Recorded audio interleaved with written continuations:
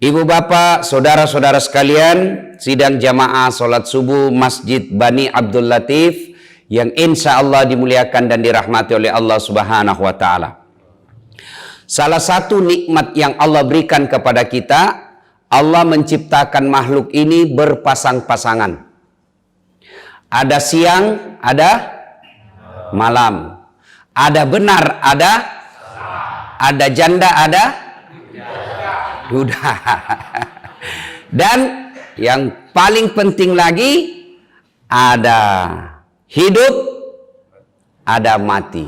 Dan kita dilahirkan dalam keadaan berpasang-pasangan, yaitu ada perempuan, ada laki-laki. Bayangkan seandainya hanya ada di dunia laki-laki. Maka nih coba orane mi bawa kolinoi. Bagaimana kita akan berkembang biak? Atau yang ada perempuan saja, tidak ada kita ini laki-laki. Bagaimana Islam ini akan berkembang? Maka diciptakanlah ada laki-laki, ada perempuan. Alhamdulillah. Lalu laki-laki dan perempuan ini diciptakan berpasang-pasangan untuk apa? Berkembang biak. Tapi untuk berkembang biak ini harus ada aturannya. Aturannya apa kira-kira? Untuk melakukan hubungan suami istri perkembangan secara halal ini harus ada nikah. Ini dulu yang perlu kita pahami, ya. Untuk menikah itu ada aturan. Tidak boleh seenak-enaknya. Bayangkan bagaimana kacaunya ini di desa Bungi seandainya tidak ada aturan. Yalah kanai. Ini saya suka ambil. Ada aturannya. Aturan inilah disebut agama. Ya. Siapa yang menciptakan manusia? Allah Subhanahu wa Ta'ala. Saya kasih contoh. Aturan ini dilahirkan untuk menertibkan hidup manusia. Aturan dilahirkan agar kita tidak kacau balau. Contoh, orang Jerman menciptakan mobil namanya Mercy. Orang Jepang menciptakan mobil namanya Toyota. Nah, kalau mobilnya Toyota, kalau dia mengalami kerusakan, dibawa kemana? Pasti ke bengkel Toyota. Mobil Mercy rusak, bawanya kemana? Ke Mercy. Tidak cocok kalau mobil Mercy dibawa ke bengkel Toyota. Bukan salah, tapi lama baru baik. Mesin Mercy cocoknya dibawa ke pabrik Mercy. Kalau dibawa ke Toyota, bukan tambah baik, malah tambah hancur. Begitu juga hidup kita. Kalau hidup kita mau baik, aturannya adalah agama. Mau menikah, pakai aturan agama. Nah, aturan agama begini. Ini dulu yang harus kita tahu. Apa itu menikah? Apa itu nikah? Ada yang tahu apa itu nikah? Ada yang tahu? Saya kasih hadiah kalau ada yang tahu. Hah? Nah, mari kita lihat. Satu dulu pengertian. Banyak sekali pengertian tentang nikah. Dan ini nikah hanya berlaku bagi manusia. Saya ulangi, nikah hanya berlaku bagi manusia. Kan ada itu dua kata yang hampir sama. Apa itu? Nikah dengan kawin. Nikah tidak boleh, nikah ini hanya untuk manusia. Kalau kawin, binatang, kucing kawin, anjing kawin, dongi kawin, nyarang kawin. Tidak ada akad nikah kambing. Maka yang tepat untuk nikah itu hanyalah umat manusia, khususnya Islam. Maka tidak ada mengundang dengan hormat akad nikah kambing das atlatif. Tidak mungkin, pasti nikah kawin. Tidak mungkin nikah kalau binatang. Namanya kawin kalau binatang, kalau manusia nikah. Nah, mari kita lihat apa definisinya nikah. Ya, salah satu ulama besar namanya Abi Yahya Zakaria. Ya, beliau mendefinisikan nikah adalah akad Akad itu perjanjian. Ya, kalau bapak beli sapi, itu ada akadnya. Tapi bukan akad nikah. Tapi apa? Akad jual beli. Salah satu akad jual beli ada itu barang. Salah satu akad jual beli dilihat. Salah satu akad jual beli si cocok kijolok. Maka rumah makan yang baik itu ada memang harganya. Nasi goreng 15.000. Itu akad yang islami. Rumah makan yang islami, kopi 30.000. Ditulis memang di situ. Maka saya senang itu kalau di Malaysia, kedai-kedai, ya, kedai-kedai runcit, kedai makan, itu udah memang mau harganya. Ada memang harganya. Nasi goreng kampung, 10 ringgit. Kenapa penting ada harga? Siapa tahu kita makan, tidak tahu harganya, kita kira murah, sekalinya dibayar, mate minjo gana duit. Tidak cukup duit, maka itu penting. Ada akad dulu, perjanjian. Salah satu di antara akad syariatnya, kalau kita jual beli, ada memang harganya. Tidak boleh menjual seperti Abu Nawas. Menjuallah dia sapi. Murah sapinya. Berapa harganya ini sapimu? 20 dirham. Orang semua beli. Simple, murah orang beli. Tetapi setelah dibeli, dia ambil talinya. Nah, kok sapi ramuali? Cuma sapi kau beli? Ambil ini tali tidak. Wah, bagaimana caranya saya mau bawa ini sapi? Oleh lagi harganya ini tali. Berapa harganya tali? 100 dirham. Lebih mahal harga tali daripada sapi. Terpaksa dibeli ini tali, kan tidak mungkin diambil ini sapi kalau tidak ada. Ini model-model dagang Yahudi. Murah memang, murah sapinya. Tapi apa nama sulit? Pasiona. Ini jadi masalah. Dari bapak saudara-saudara sekalian. Nah, menurut Abi Yahya Sakaria, akad nikah adalah akad yaitu ijab dan kabul yang mana akad ini menjamin dibolehkannya pergaulan bebas antara laki-laki dan perempuan untuk mencapai ketentraman jiwa. Nah, jadi saya ulangi, ada poinnya. Nikah adalah akad, ya, perjanjian, kesepakatan, ijab dan kabul. Ijab, kabul. Perjanjian ijab kabul yang mana akad ini menghalalkan pergaulan bebas. Jadi keliru kau anak muda kalau kau bilang Islam ini melarang pergaulan bebas. Tidak. Islam membolehkan pergaulan bebas. Tetapi dengan catatan ada aturannya. Apa ada aturannya? Akad dulu. Kalau kau mau bebas, akad dulu. Mau kau 24 jam pakai istrimu, silahkan. Mau cangkul dari samping, boleh. Cangkul sambil mundur, boleh. Yang penting jangan kau cangkul sawahnya orang. Itu Islam membenarkan pergaulan bebas boleh dalam Islam dengan catatan ada aturannya. Apa aturannya? Nikah kau dulu. Kalau kau pakai sebelum ada akad nikah, bahaya. Contoh, PLN mau mati lampu sebentar malam misalnya, maka dibikin pengumuman sebentar malam akan mati lampu. Maka silakan persiapkan senter masing-masing. Kalau mati lampu kobong itu, maka kita belilah senter. Kapan pakainya nih senter? Kapan pakainya? Mati lampu pi.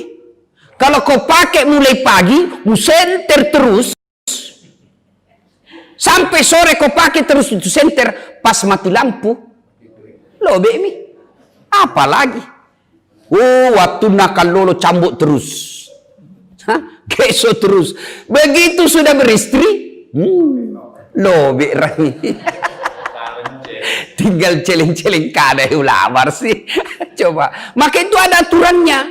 Aturannya dihalalkan pergaulan bebas dengan catatan setelah akad nikah. Kalau sudah akad nikah, bebas. Dan itu halal, bahkan itu adalah ibadah. Jadi kalau ditanya ibadah yang paling baik apa? Akad nikah. Ibadah yang paling baik adalah pergaulan bebas hubungan suami istri. Setelah apa? Setelah ijab kabul. Kalau tidak ijab kabul, pergaulan zina namanya, haram.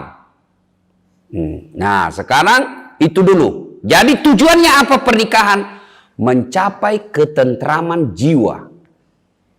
Untuk mencapai ketentraman jiwa dalam sebuah pernikahan ada aturannya. Apa aturannya? Sama tadi Mercy. Kalau kau mau balik mobil Mercymu, bawa ke bengkel Mercy. Kalau kau mau bagus rumah tanggamu, maka bawa aturan agama. Jadi kalau selama ini sudah 30 tahun kita tidak pernah bahagia dalam rumah tangga, berarti salah bengkel ini. Barangkali mobilmu Toyota kau bawa pergi di Yamaha. Atau bisa jadi kau bawa bengkel yang baru belajar, tidak jelas mereknya. Tidak jelas mereknya. Toyota bukan, Mercy bukan, Yamaha bukan, orang baru belajar. Bonus gitu itu oleh-olehnya. Maka kalau rumah tangga tujuannya adalah mencapai ketentraman jiwa. Untuk mencapai ketentraman jiwa, aturan dalam akad nikah itu harus ditahu. Apa aturannya? Agama. Itu dulu pengertian. Yang kedua, nah apa motivasinya yang menjadi niat untuk menikah? Nah, Nabi bersabda, ya, nikahilah seorang laki-laki atau seorang perempuan sebab 4 perkara. Ya, maka dia Nabi tak pubene makunrai nasaba 4 perkara. Yang pertama kata Nabi, 5 liha. Nikahi dia karena hartanya. Jadi Islam tidak melarang materialistik, tidak.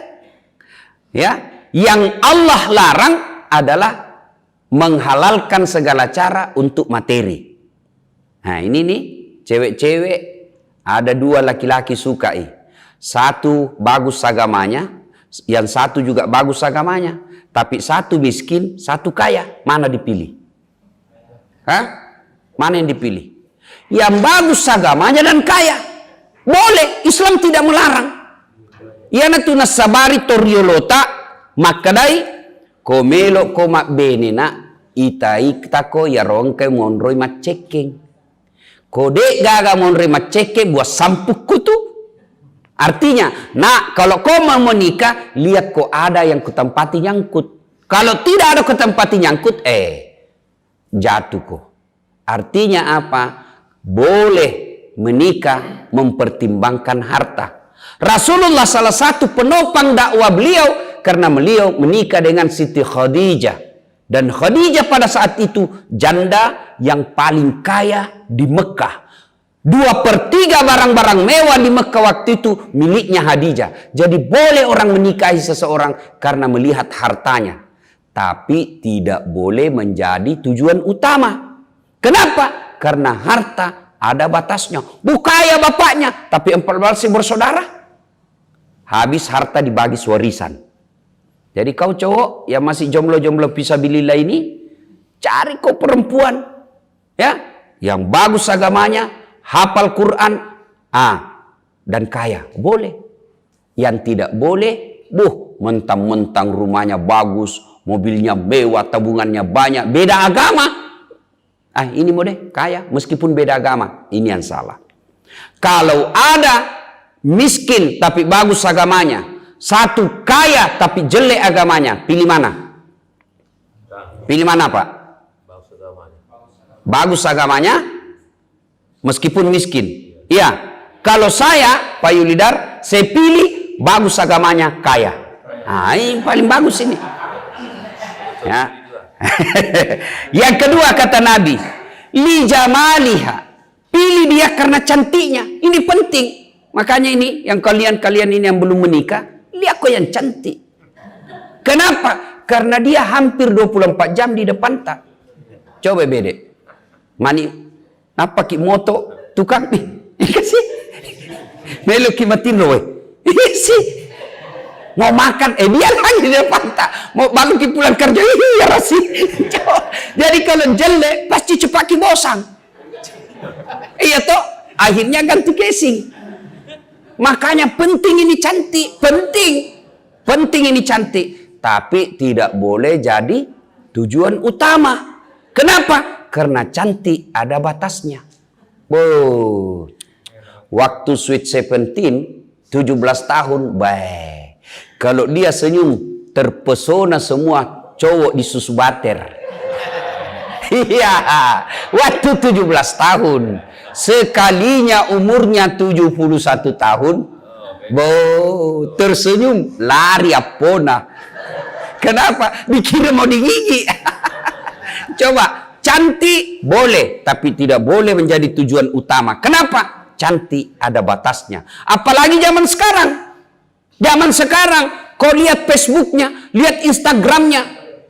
Cantik betul. Ternyata kamera 360. Kamera sekarang, Pak. Orang yang tidak berjenggot bisa berjenggot dengan halus.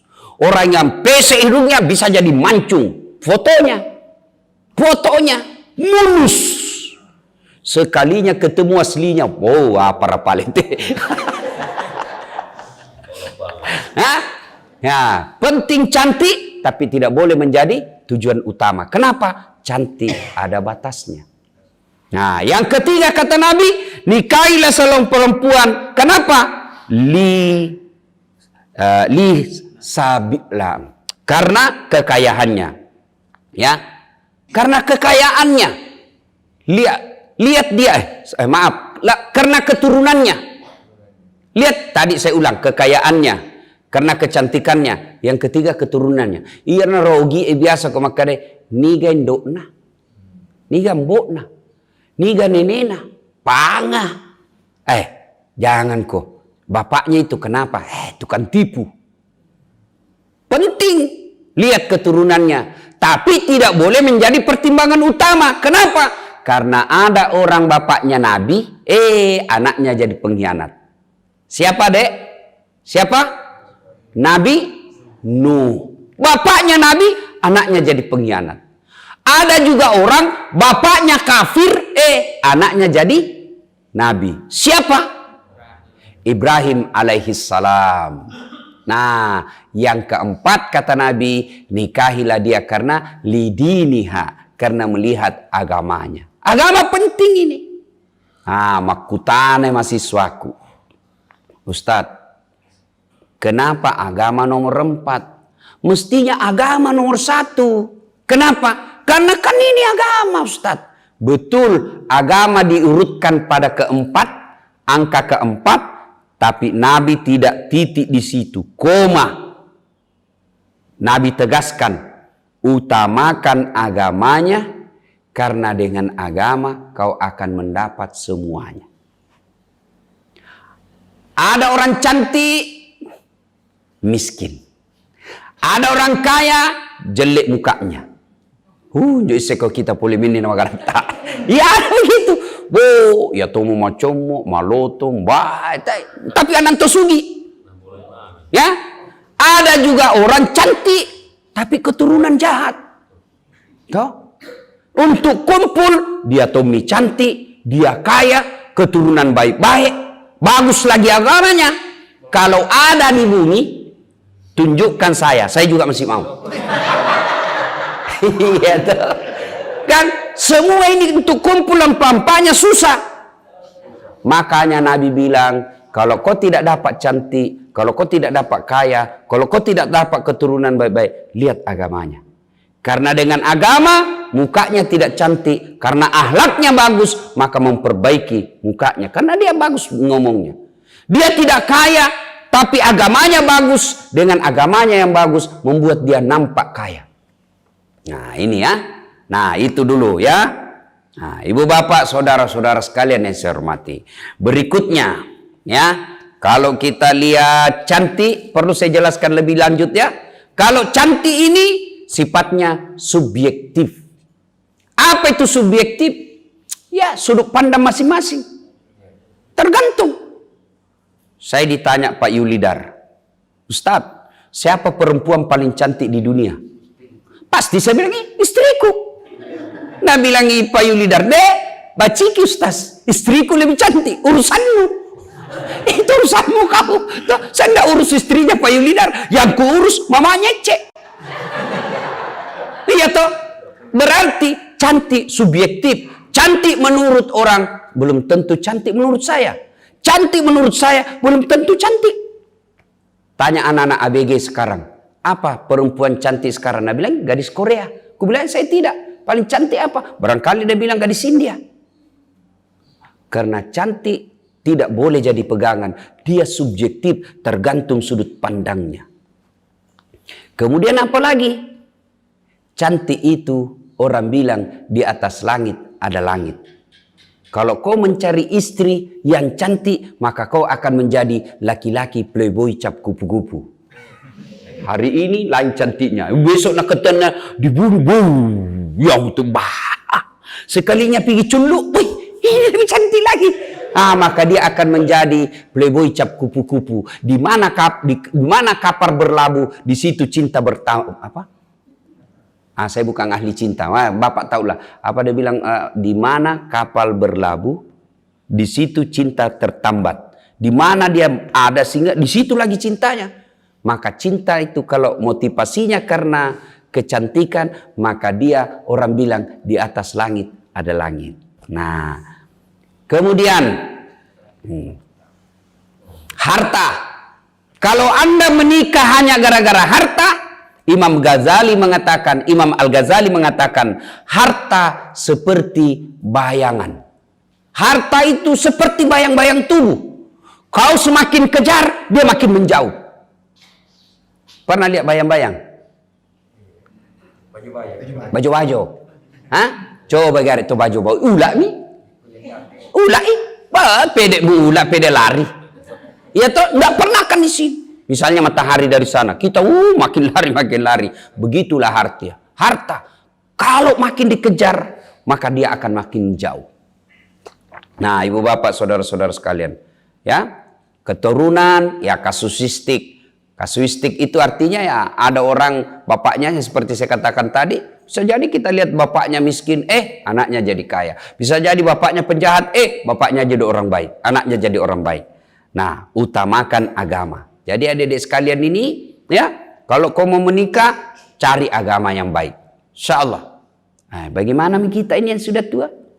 Bawa menakua, bapak ni pusang. Bawa menakua terlambat kita. Apa nakua? Nah, masih ada kuota. Ya, masih ada kuota. Kang apa? 3 selam yang mak ni pusang. Bagaimana caranya, Ustaz? Bagi kita yang sudah menikah, maksudnya adalah besok-besok bapak mau memilih menantu, pertimbangkan ini. Bukan untuk bapak.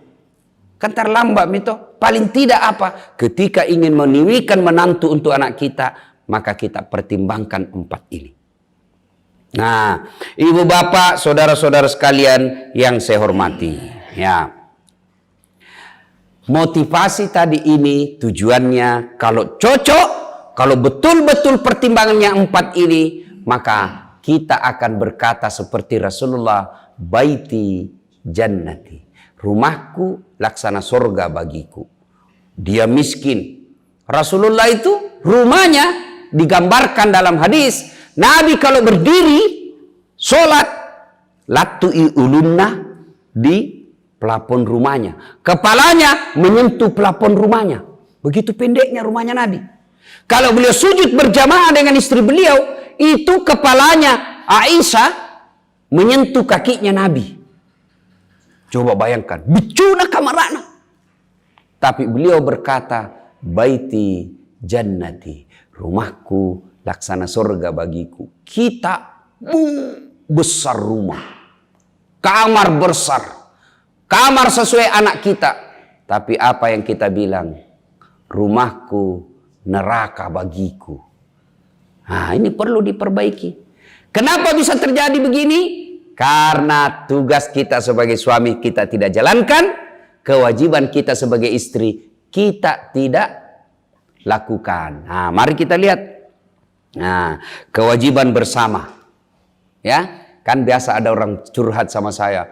Ustadz, saya mau bercerai ini. Wih, kenapa bisa ibu? Ibu sudah menikah berapa tahun? Dia bilang, Ustaz, saya sudah 20 tahun rasanya tidak cocok. Saya lalang hatiku, bagaimana caranya 20 tahun kau bilang tidak cocok, bisa tahan itu. Kalau bilang baru 1 bulan tidak cocok, ya masuk akal. Ini 20 tahun. Hah? Piram kita? Mati karen ya. Ada orang menikah, tentara tuh datang melapor sama komandannya. Lapor komandan. Kenapa? Izin bercerai komandan. Kenapa bisa? Sudah berapa tahun kau menikah? 10 tahun. Dia bilang 2 tahun komandan. Kenapa mau bercerai? Tidak cocok komandan. Langsung bersiap. Siap kau situ. Siap. Dijangguru, ditidup. Wah! Jatuh. Kau tahu kenapa saya pukul kamu? Tidak tahu komandan. Kamu baru 2 tahun merasa tidak cocok, minta cerai. Saya sudah 25 tahun. Tidak minta cerai. Coba, lebih masih saya komandannya rupanya. Nah, menikah memang tidak baku cocok. Ini ada tukan di sini. Pernah tahu baut? Tahu baut? Apa Iwan atau baut? Mor. Sama enggak? Sama modelnya? Sama modelnya? Tidak, tapi dia baku cocok. Iya toh? Coba lihat baut. Baut makering-giring. Malampe. Macari pasiotan nih bapak. Bapak bahai. Ya, si salah sih. Mor. Coba. Beda. Tapi si cocok si tamangan nih. Berarti rumah tangga yang bahagia bukan karena kita cocok. Bukan karena sama model. Rumah tangga bahagia itu bukan karena sama kita otak. Bukan karena sama kita punya tujuan. Tapi karena apa? Berbeda yang saling pengertian. Saya ulang. Rumah tangga yang bahagia itu bukan karena sama. Tidak mungkin kita sama. Jenis kelamin saja kita beda. Otak saja kita beda. Keluarga kita saja beda. Berarti apa sebabnya? Karena kita beda untuk saling memahami. Itu sebabnya. Baik. Beneku malolo. Jona tama SMA. Ya aku matan risikola. Matua. Bagaimana mau cocok? Satu muda, satu tua. Nanti kalau sekolah anakku saya, kan saya selisih 26 tahun sama istri saya. 26 tahun bos. 26 tahun. Jadi nanti kalau sekolah cek, kalau dijemput sama mamanya, Nabi bilang temannya, cek ada kakakmu jemput kok. Nabi bilang, bukan kakakku itu, mamaku. Sekalinya saya pergi jemput, Nabi bilang, cek ada kakekmu jemput. Bukan kakeknya, bapakku. Ya. Kalau memikir mau sama, tidak mungkin sama. Umur berbeda, latar belakang pendidikan berbeda, nggak mungkin bisa bahagia. Lalu bagaimana bisa bahagia? Saling memahami. Saling memahami.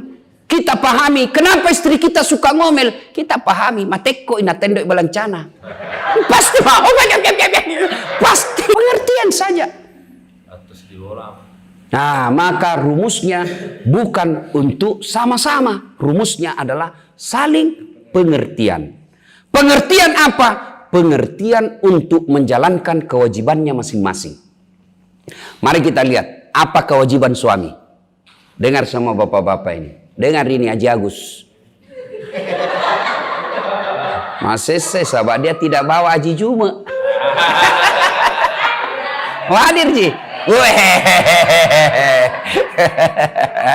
Nggak? Nah, sekarang ya. Bertanyalah sahabat kepada Nabi. Ya Rasulullah, apa kewajiban kami? Apa yang harus kami lakukan kepada istri-istri kami? Makutana sahabat tak? Sahabat Nabi tak? Rasulullah, suruh mata tepuk na puangi. Agar kewajiban na ya idi orane lori beneta.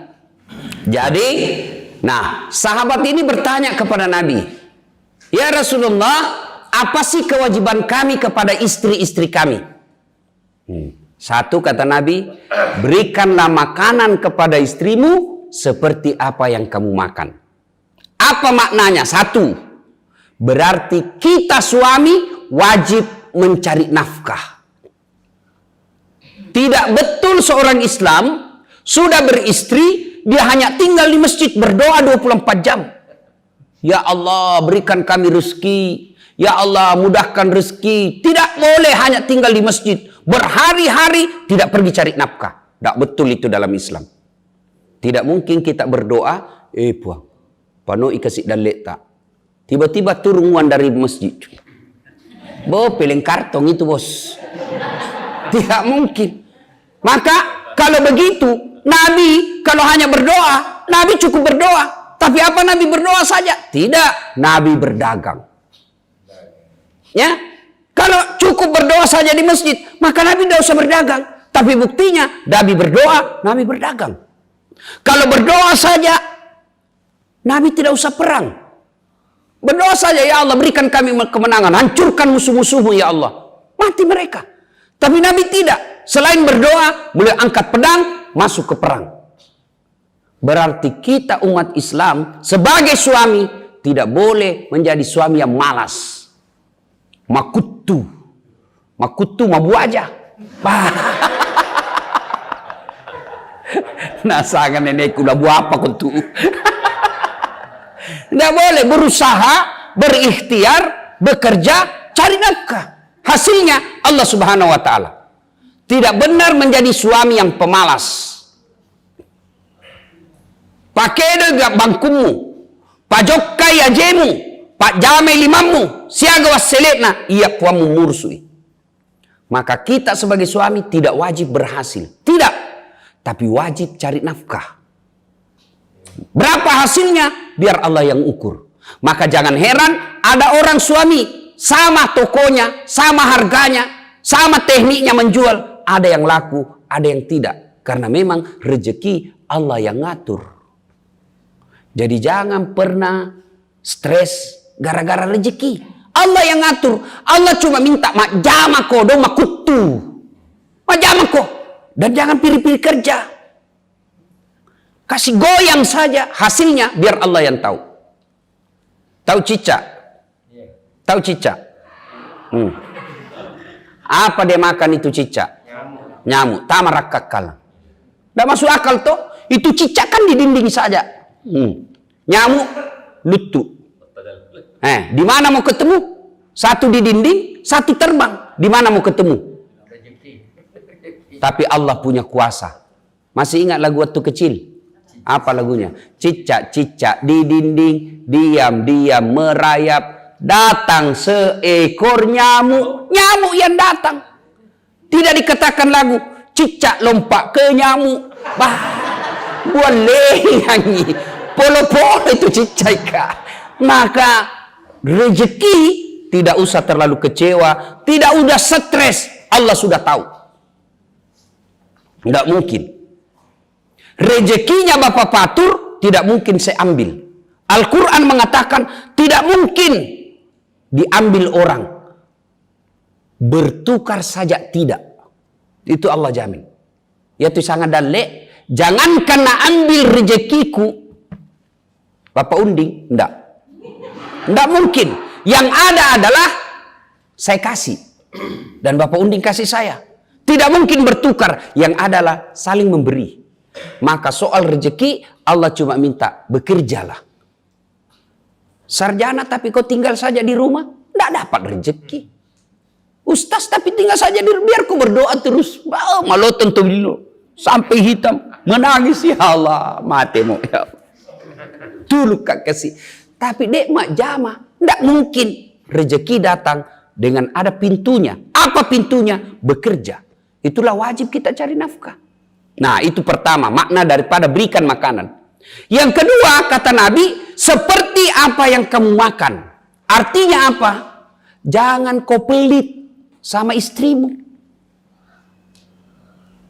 Ya? Jangan sampai ada suami makan enak di luar, seadanya istrinya di rumah. Itu tidak betul menurut Nabi. Suaminya selalu makan enak di warung. Coto. 2 mangkok. 5 burasa. Ada orang meninggal makan coto. Mana gara-gara coto dia meninggal? 248. Apa artinya Ustaz? 2 mangkok coto 48 ketupat. Karena apa? Karena ketupatnya gratis. Pisena masunan sama kaladai terlalu kenyang ditabrak mobil pak mati. Ya, jangan sampai suami selalu makan enak di warung, istri makan ala kadarnya di rumah. Itu tidak betul menurut Abi. Maka apa yang kita makan, begitu yang kita berikan kepada istri kita. Nah, artinya apa lagi? Yang ketiga, berarti kita laki-laki wajib memberikan dana kepada istri untuk makan. Cari nafkahnya itu. Dengan catatan, ini perlu juga ibu-ibu tahu. Dengan catatan, apa catatannya? Maka istri kalau sudah dikasih duit, harus memberikan makanan suaminya seperti selera suami. Jangan sudah dikasih duit, duit balanca. Boh, no.